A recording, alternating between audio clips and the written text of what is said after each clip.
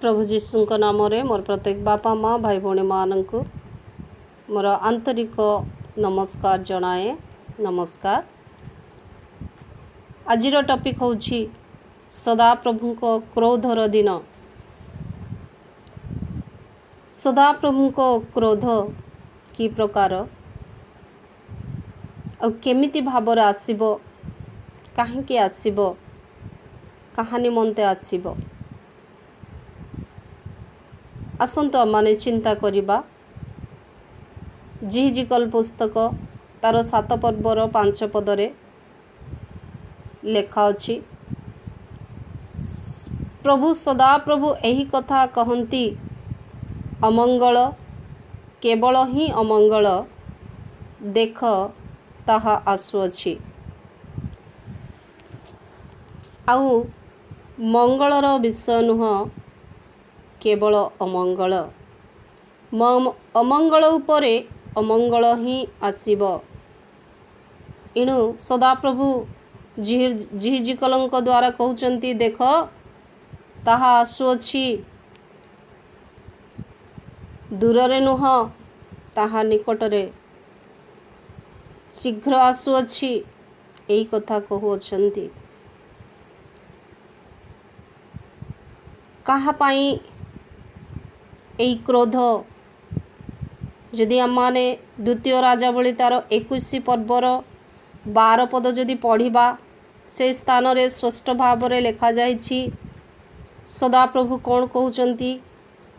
ए हेतु सदाप्रभु इस्राएल रो परमेश्वर एई कथा कहंती, देख आम्भे जेरुसलाम ओ जिहुदा उपरे एपरि अमंगल आनिबा जे केही ताहा सुनिले ताहार दुई कर्ण झाँ झाँ हेबो। कि प्रकार विषय, केमिति अमंगल, जो अमंगल सुनिले लोकमानकर दुईटी कान झाँ झाँ हेबो। काहेकि कोथि पाई सदाप्रभुंकर क्रोध आसुअछि? आमने चिंता करिबा जे जेरुसलाम जिहुदा उपरे एपरि अमंगल सदाप्रभु आणुअछंती। जदि आमाने जिहिजिकल पुस्तक तार 7 पर्वर 2 पद आमाने जदि पढ़िबा, से स्थान रे लेखा अछि, हे मनुष्य संतान, प्रभु सदा प्रभु इस्राएल देश प्रति कहंती, अंतिम काल देशर चारिकोण रे अंतिम काल उपस्थित होइअछि। इस्राएल देश निमंते कहउचंती, अंतिम काल देशर चारिकोण रे अंतिम काल उपस्थित होइअछि। वर्तमान मध्य आमाने देखिबाकू पारुछु, सुनिबाकू पारुछु जे इस्राएल देश मध्य पालेस्टाइन मध्य रे युद्ध चाली अछि।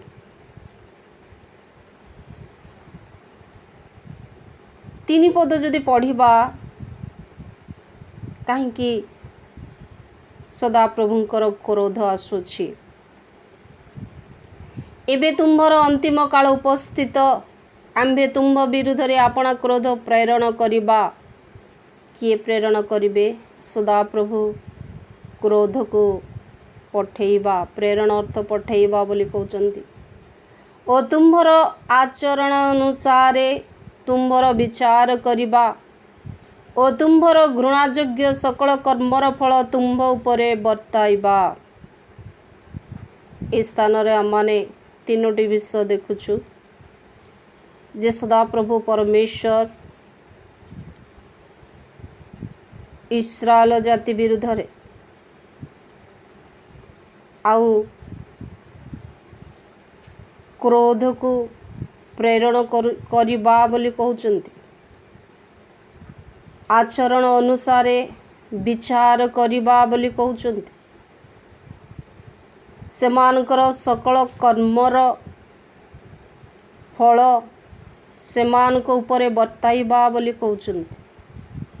एही तीनोटी विषय उपरे आमने किछि चिंता करिबा। ଯେ ସେ କ୍ରୋଧ ପ୍ରେରଣ କରିବେ।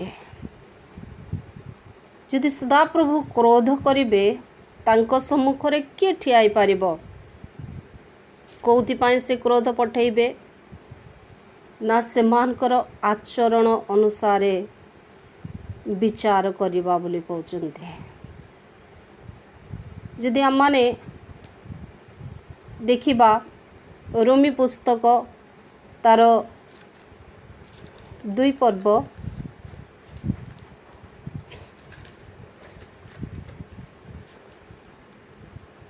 2 ପର୍ବର 6 ପଦରେ ଦେଖିବା, ସେ ପ୍ରତ୍ୟେକ ଲୋକକୁ ନିଜ ନିଜ କର୍ମ ଅନୁସାରେ ଫଳ ଦେବେ। ସେ କାହାକୁ ହେଲେ ଛାଡ଼ିବେ ନାହିଁ। ନିଜ ନିଜ କର୍ମର ଅନୁସାରେ ସେମାନଙ୍କୁ କ'ଣ କରିବେ? ନା ଫଳ ଦେବେ। ଯଦି ପ୍ରକାଶିତ ବାକ୍ୟ ତାର 22 ପର୍ବର 12 ପଦ ଆମମାନେ ଯଦି ପଢ଼ିବା, ସେ ସ୍ଥାନରେ ବି ଲେଖାଯାଇଛି, ଦେଖ ଦେଖ ଆମ୍ଭେ ଶୀଘ୍ର ଆସୁଅଛୁ, ପ୍ରତ୍ୟେକ ଲୋକକୁ ତାହାର କର୍ମ ଅନୁସାରେ ଫଳ ଦେବାକୁ ଆମ୍ଭର ପୁରସ୍କାର ଆମ୍ଭ ସଙ୍ଗରେ ଅଛି। ସ୍ୱୟଂ ସଦାପ୍ରଭୁ ପରମେଶ୍ୱର ଯାହା କହିଛନ୍ତି ଯେ ତୁମର କର୍ମର ଅନୁସାରେ ଘୃଣାଯୋଗ୍ୟ ସକଳ କର୍ମର ଫଳ ତୁମ୍ଭ ଉପରେ ବର୍ତ୍ତେଇବା। ଯାହା ତୁମ୍ଭେମାନେ ଘୃଣାଯୋଗ୍ୟ ସକଳ କର୍ମ କରୁଛ ତୁମର ଫଳ ତୁମ୍ଭ ଉପରେ ବର୍ତ୍ତେଇବା, ଅନ୍ୟମାନଙ୍କ ଉପରେ ନୁହଁ। ଯେଉଁମାନେ ଘୃଣାଯୋଗ୍ୟ କାର୍ଯ୍ୟ କରନ୍ତି ସେମାନଙ୍କ ଉପରେ ସେ କ'ଣ କରିବେ? ତାହାର ଫଳ ବର୍ତ୍ତେଇବେ। ସେମାନଙ୍କର ଆଚରଣ ଅନୁସାରେ କ'ଣ କରିବେ? ବିଚାର କରିବେ। ଯଦି ଆମମାନେ ସେ ପ୍ରକାଶିତ ବାକ୍ୟ ତାର 20 ପର୍ବର 12 ପଦ ପଢ଼ିବା, ଯେ ସେ ସ୍ଥାନରେ ଲେଖା ଅଛି, ମୁଁ କ୍ଷୁଦ୍ର ଓ ମହାନ ସମସ୍ତ ମୃତ ଲୋକମାନଙ୍କୁ ସିଂହାସନର ସମ୍ମୁଖରେ ଠିଆ ହୋଇଥିବାର ଦେଖିଲି। ଆଉ ପୁସ୍ତକ ସବୁ ଫିଟାଗଲା ପରେ ଜୀବନ ପୁସ୍ତକ ନାମକ ଆଉ ଗୋଟିଏ ପୁସ୍ତକ ଫିଟାଗଲା। ସେହି ପୁସ୍ତକମାନଙ୍କରେ ଲିଖିତ ବିଷୟ ପ୍ରମାଣେ ମୃତମାନେ ଆପଣା ଆପଣା କର୍ମାନୁସାରେ ବିଚାରିତ ହେଲେ। ଯାହା ଏହି ସ୍ଥାନରେ କହୁଛନ୍ତି ସଦାପ୍ରଭୁ ପରମେଶ୍ୱର ଇସ୍ରାଏଲ ଜିହିଜିକେଲଙ୍କ ଦ୍ୱାରା, ତୁମ୍ଭର ଆଚରଣ ଅନୁସାରେ ତୁମ୍ଭର ବିଚାର କରିବା। ଯାହା ବିଚାରର ବିଷୟ ଆମମାନେ ଦେଖିବାକୁ ପାରୁଛୁ। ସମସ୍ତ ବିଷୟ ଏକ ପୁସ୍ତକ ମଧ୍ୟରେ ଲେଖାଯାଉଛି। ଆଉ ଦିନ ଆସିବ ତାହା ସେହି ପୁସ୍ତକ ଖୋଲାଯିବ। ଆଉ କ୍ଷୁଦ୍ର ହେଉ ବା ମହାନ ହେଉ ପ୍ରତ୍ୟେକଙ୍କର ବିଚାର କରିବେ। ହାଲେଲୁୟା। ସେ କାହାକୁ ହେଲେ ଛାଡ଼ିବେ ନାହିଁ।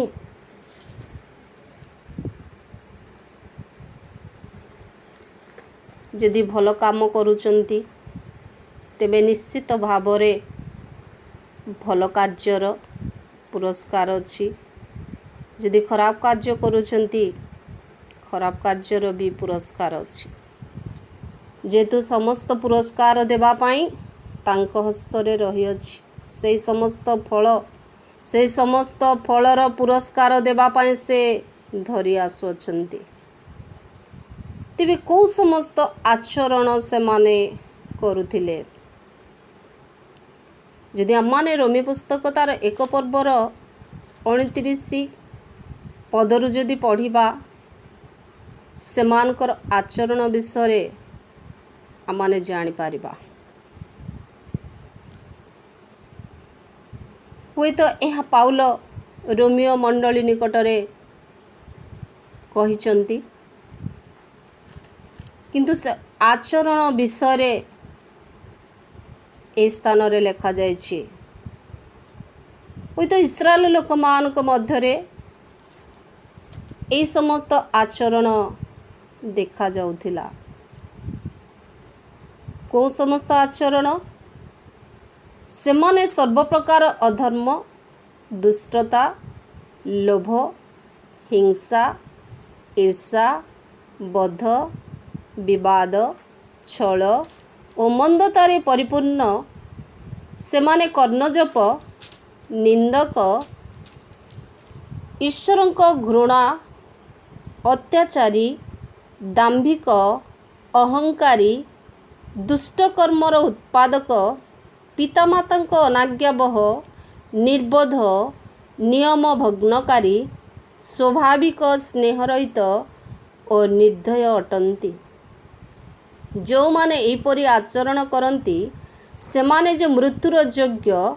ଈଶ୍ୱରଙ୍କର ଏହି ବିଧାନ ସେମାନେ ଜାଣିଲେ ସୁଦ୍ଧା କେବଳ ଯେ ଏହି ପ୍ରକାର ଆଚରଣ କରନ୍ତି ତାହା ନୁହେଁ, କିନ୍ତୁ ଏହିପରି ଆଚରଣ କରୁଥିବା ଲୋକମାନଙ୍କ ପକ୍ଷ ଆନନ୍ଦରେ ସମର୍ଥନ କରନ୍ତି। ଯେଉଁ ସମସ୍ତ ଆଚରଣ ଯାହା ଆମମାନେ ଜିହିଜିକଲ ପୁସ୍ତକ ତାର 7 ପର୍ବର 3 ପଦ ମଧ୍ୟରେ ଆମମାନେ ପଢ଼ୁଥିଲୁ। ତୁମ୍ଭର ଆଚରଣ ଅନୁସାରେ ତୁମ୍ଭର ବିଚାର କରିବା। ଏହି ସମସ୍ତ ଆଚରଣ ହୁଏତ ସେମାନଙ୍କ ଜୀବନରେ ଥିଲା। ଯେଉଁମାନେ ଏହି ପ୍ରକାର ଆଚରଣ କରୁଥିଲେ ଆଉ ଆନନ୍ଦରେ ସେମାନଙ୍କର ପକ୍ଷ ସେମାନେ ସମର୍ଥନ ହୁଏତ କରୁଥିଲେ। ଏଣୁ ସଦାପ୍ରଭୁ ପରମେଶ୍ୱର କ'ଣ କରୁଛନ୍ତି, କ'ଣ କହୁଛନ୍ତି ନା ବିଚାର କରିବା ବୋଲି କହୁଛନ୍ତି। ଏଣୁ ପାଉଲ ମଧ୍ୟ ରୋମିଓ ମଣ୍ଡଳୀ ନିକଟରେ ଏହି କଥା କହିଅଛନ୍ତି ଯେ ଆମମାନଙ୍କର ଆଚରଣ ବି ସୁଧାରିବା ଦରକାର। ଯଦି ଆମମାନଙ୍କର ଆଚରଣ ଠିକ୍ ନୁହଁ ତେବେ ନିଶ୍ଚିତ ଭାବରେ ଆମମାନଙ୍କ ପାଇଁ ବିଚାର ରହିଅଛି। ସକଳ ଘୃଣାଯୋଗ୍ୟ କାର୍ଯ୍ୟ ପାଇଁ ତାର ଫଳ କ'ଣ କରିବେ, ସେମାନଙ୍କ ଉପରେ ବର୍ତ୍ତେଇବା ବୋଲି କହୁଅଛନ୍ତି। ଯଦି ଯେଉଁମାନେ ସେମାନେ ବୁଝିପାରୁନଥିଲେ, ସଦାପ୍ରଭୁ ପରମେଶ୍ୱର ଯେତେ କହିଲେ ମଧ୍ୟ ସେମାନେ ବୁଝିପାରୁନଥିଲେ, ତେଣୁ ସେମାନଙ୍କୁ କୁହାଯାଉଛି ଅମଙ୍ଗଳ କେବଳ ହିଁ ଅମଙ୍ଗଳ, ଦେଖ ତାହା ଆସୁଅଛି। ସେଦିନ ଜେରୁସାଲେମ ଯିହୁଦାର ଲୋକମାନଙ୍କ ପାଇଁ ଯେ ଏହା କୁହାଯାଇଥିଲା ତାହା ନୁହଁ। ବର୍ତ୍ତମାନ ଆମ୍ଭମାନଙ୍କ ଜୀବନରେ ଆମ୍ଭମାନଙ୍କ ନିମନ୍ତେ ଏହି କଥା କୁହାଯାଉଛି। କ'ଣ କୁହାଯାଉଛି? ଆଉ ମଙ୍ଗଳ ଦେଖାଯିବ ନାହିଁ, କେବଳ ଅମଙ୍ଗଳ ହିଁ ହେବ। ନିଜେ ନିଜେ ବୁଝିବା ପାଇଁ ଆମମାନେ ଚେଷ୍ଟା କରୁ, ପରୀକ୍ଷା କରୁ, ଆଉ ମଙ୍ଗଳର ବିଷୟ ଦେଖାଯାଉ ନାହିଁ, ପ୍ରେମର ବିଷୟ ଦେଖାଯାଉ ନାହିଁ, ଶାନ୍ତିର ବିଷୟ ଦେଖାଯାଉ ନାହିଁ। ଅର୍ଥ ପ୍ରଭୁଙ୍କର କ୍ରୋଧ ଏହି ପୃଥିବୀ ମଧ୍ୟକୁ ଆସିଅଛି। ତେଣୁ ଆମମାନେ ଜାଗ୍ରତ ହେଉ, ଆମମାନେ ପ୍ରସ୍ତୁତ ହେଉ, ପାପରୁ ଫେରୁ, ଆମମାନଙ୍କର ଦୋଷ ଦୁର୍ବଳତାକୁ ସ୍ୱୀକାର କରୁ। ଯେ ସ୍ୱୀକାର କରି ଛାଡ଼ିବ ସେ ଦୟା ପାଇବ। ହାଲେଲୁୟା। ଏଣୁ ଦୁଇ ଜଣଙ୍କ ବିଷୟରେ ଯେଉଁମାନେ ପ୍ରଭୁଙ୍କୁ ଭୟ କରିବେ, ଯେତେବେଳେ ପ୍ରଭୁ ପୁରସ୍କାର ନେଇ ଆସିବେ, ଆଉ ସେହି ସମୟରେ ଦୁଇ ପ୍ରକାର ଲୋକମାନଙ୍କୁ, ଯିଏ ପ୍ରଭୁଙ୍କୁ ଭୟ କରୁଥିବ ତାକୁ କ'ଣ ଦେବେ, ଆଉ ଯେଉଁମାନେ ସ୍ୱାର୍ଥପର ନିଜ ଇଚ୍ଛା ଅନୁସାରେ ଆଚରଣ କରି ଈଶ୍ୱରଙ୍କର ଘୃଣାଜନକ କାର୍ଯ୍ୟ କରୁଥିବେ ସେମାନଙ୍କୁ କ'ଣ ଦେବେ। ରୋମୀ ପୁସ୍ତକ ଯଦି 2 ପର୍ବର 7 ପଦ ପଢ଼ିବା, ଯେଉଁମାନେ ପ୍ରଭୁଙ୍କୁ ଭୟ କରନ୍ତି ସେମାନଙ୍କୁ କ'ଣ ଦେବେ। ଏଠାରେ ପ୍ରକାର ଲେଖାଯାଏ, ଯେଉଁମାନେ ଧୈର୍ଯ୍ୟ ସହିତ ଉତ୍ତମ କର୍ମ କରି ଗୌରବ, ସମ୍ମାନ ଓ ଅମରତା ଅନ୍ୱେଷଣ କରନ୍ତି, ସେମାନଙ୍କୁ ଅନନ୍ତ ଜୀବନ ପ୍ରଦାନ କରିବେ। ହାଲେଲୁୟା। କିନ୍ତୁ ଯେଉଁମାନେ ଈଶ୍ୱରଙ୍କର ଅବାଧ୍ୟତା ହୋଇ ଘୃଣାଜନକ କାର୍ଯ୍ୟ କରୁଅଛନ୍ତି, ସେଇମାନଙ୍କୁ ସଦାପ୍ରଭୁ କ'ଣ କରିବେ? ପ୍ରଭୁ ଯୀଶୁ କ'ଣ କରିବେ ତାହା ଲେଖା ଅଛି 8 ପଦ ମଧ୍ୟରେ। କିନ୍ତୁ ଯେଉଁମାନେ ସ୍ୱାର୍ଥପର, ପୁଣି ସତ୍ୟର ଅନାଜ୍ଞାବହ, ମାତ୍ର ଅଧାର୍ମିକତାର ଆଜ୍ଞାବହ, ସେମାନଙ୍କ ପ୍ରତି କ୍ରୋଧ ଓ କୋପ ଘଟିବ। ଏହା ନିଶ୍ଚିତ ଭାବରେ ଘଟିବ। କାହାକୁ ହେଲେ ସେ ଛାଡ଼ିବେ ନାହିଁ। ଛୋଟ ହେଉ ବା ବଡ଼ ହେଉ, ଧନୀ ହେଉ ବା ଗରିବ ହେଉ, ଈଶ୍ୱରଙ୍କ ନିକଟରେ କୌଣସି ମୁଖାପେକ୍ଷା ନାହିଁ। ଆଉ ସେ ସମସ୍ତଙ୍କର ବିଚାର କରିବେ। ଆମ୍ଭେମାନେ ସମସ୍ତେ ତାହାଙ୍କ ସିଂହାସନ ସମ୍ମୁଖରେ ଠିଆ ହେବାକୁ ହେବ। ଆମମାନଙ୍କୁ ବିଚାରିତ ହେବାକୁ ହେବ। ତେବେ ଆମମାନେ ଚିନ୍ତା କରିବା, ମୁଁ କ'ଣ ଆଜି ଈଶ୍ୱରଙ୍କର ଘୃଣାଜନକ କାର୍ଯ୍ୟ କରୁଅଛି କି? ମୋର କାର୍ଯ୍ୟରେ କ'ଣ ପ୍ରଭୁ ଘୃଣା କରୁଅଛନ୍ତି କି? ମୋର ଆଚରଣ କ'ଣ ସଦାପ୍ରଭୁଙ୍କର ଘୃଣାଯୋଗ୍ୟ ଅଟେ କି? ନିଜକୁ ନିଜେ ପ୍ରଶ୍ନ କରିବା। ଯଦି ଆମମାନେ ସେହି ପ୍ରକାର ଭାବରେ ଜୀବନ କାଟୁଛୁ, ତେବେ ବର୍ତ୍ତମାନ ସମୟ ଅଛି ଆମମାନେ ଫେରିଆସୁ। ତେବେ ଦୋଷ ନ ଧରି ସେ ମୁକ୍ତ ହସ୍ତରେ ଆମ୍ଭମାନଙ୍କୁ ଦୟା କରିବେ। ଆମମାନଙ୍କର ସମସ୍ତ ଅଧର୍ମ କ୍ଷମା କରିବାକୁ ସେ ବିଶ୍ୱସ୍ତ ଓ ନ୍ୟାୟବାନ ଅଟନ୍ତି। ହୁଏତ ଆମମାନେ ଅବିଶ୍ୱସ୍ତ, କିନ୍ତୁ ପ୍ରଭୁ ବିଶ୍ୱସ୍ତ ଅଟନ୍ତି। ତେଣୁ ଆମମାନେ ପାପରୁ ଦୂରେ ରହିବା ହିଁ ଆମ୍ଭମାନଙ୍କର କର୍ତ୍ତବ୍ୟ। ପ୍ରଭୁଙ୍କୁ ଭୟ କରିବା ହିଁ ଆମ୍ଭମାନଙ୍କର କର୍ତ୍ତବ୍ୟ।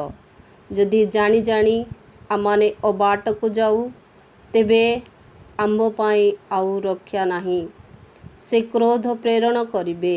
ସେ ଆମ୍ଭମାନଙ୍କର ବିଚାର କରିବେ ଆଉ ଆମ୍ଭମାନଙ୍କର କର୍ମର ଫଳ ଅନୁସାରେ ଆମ୍ଭମାନଙ୍କୁ ପ୍ରତିଫଳ ଦେବେ। ତେଣୁ ଯେ ହେଉନା କାହିଁ ନିଜ ନିଜକୁ ପଚାରିବା ଦରକାର। ହଁ, ନିଶ୍ଚିତ ଭାବରେ କେହି ଧାର୍ମିକ ନୁହନ୍ତି। ଆମମାନେ ସମସ୍ତେ ପାପୀ। କିନ୍ତୁ ଆମମାନଙ୍କର ପାପର ବେତନ ମୃତ୍ୟୁ। ଆଉ ସେଇ ମୃତ୍ୟୁ ପ୍ରଭୁ ଯୀଶୁ ଆମମାନଙ୍କର ପାପର ମୂଲ୍ୟ ଦେଇ ସେ ଆମମାନଙ୍କୁ କିଣିଅଛନ୍ତି। ଯଦି ଆମମାନେ ତାହାଙ୍କୁ ଦୁଃଖ ଦେଉ, ତେବେ ଆମମାନଙ୍କ ପାଇଁ ଆଉ ରକ୍ଷା ନାହିଁ। ସେଦିନ ଯେଉଁ ପ୍ରକାର କୁହାଯାଇଥିଲା ଯେ ଅମଙ୍ଗଳ, କେବଳ ହିଁ ଅମଙ୍ଗଳ, ଦେଖ ତାହା ଆସୁଅଛି। ଏହି କଥା ଆମ୍ଭମାନଙ୍କୁ ବାର ବାର କୁହାଯାଉଛି। ସେଦିନ ଯେ ପ୍ରକାର ଏହି ଅମଙ୍ଗଳର ଘଟଣା ଶୁଣି ଦୁଇଟି କାନ ଝାଁ ଝାଁ, ଯିଏ ଶୁଣିବ ତାହାର କାନ ଝାଁ ଝାଁ ହେବ ବୋଲି ଲେଖାଯାଇଛି, ତଦ୍ରୂପ ବର୍ତ୍ତମାନ ପୃଥିବୀ ମଧ୍ୟରେ ଯେଉଁ ଅମଙ୍ଗଳ ମାଡ଼ି ଆସୁଛି, ତାହା ଶୁଣି ଆମ୍ଭମାନଙ୍କର କର୍ଣ୍ଣ ବି ଝାଁ ଝାଁ ହେବ। ଦୟାକରି ନିଜକୁ ଦେଖନ୍ତୁ, କାଲବରୀ କ୍ରୁଶକୁ ଦେଖନ୍ତୁ। ଆପଣଙ୍କୁ ପ୍ରସ୍ତୁତ କରିବା ପାଇଁ ଚେଷ୍ଟା କରନ୍ତୁ। ଯେହେତୁ ଆଉ ସମୟ ନାହିଁ, ଆଉ ଦିନ ନାହିଁ।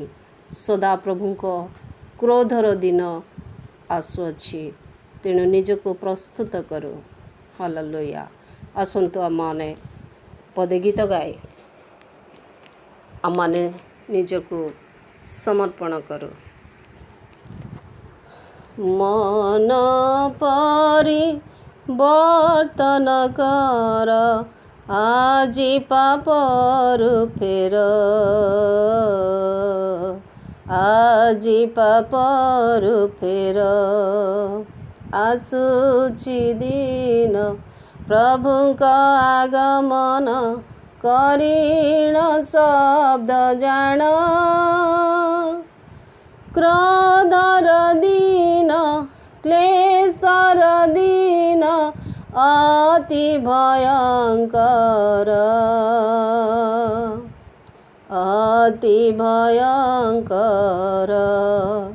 मन परिवर्तन कर आजि पापरु फेर